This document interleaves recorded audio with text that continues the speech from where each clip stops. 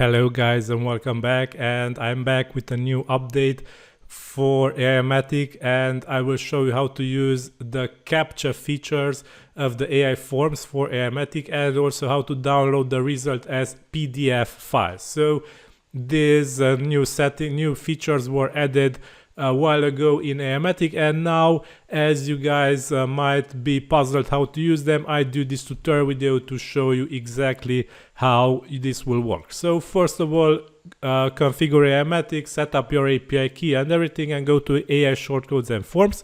Create your form in the list AI forms tab and click edit for it.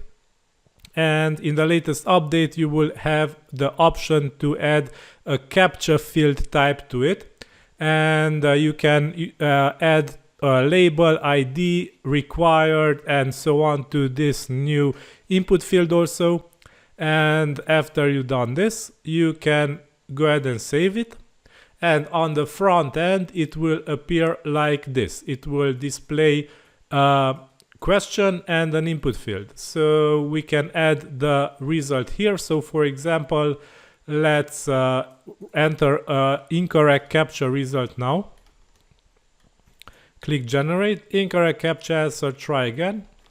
So let's say maybe we will delete it altogether. Please solve the CAPTCHA, and let's say maybe we resolve it now, and in this case the AI form passes and we get the result from the AI editor. So we have the prompt now, tell me a short story about the number 6, and the AI came up with this short story about the number 6. So you can use this new feature in multiple ways.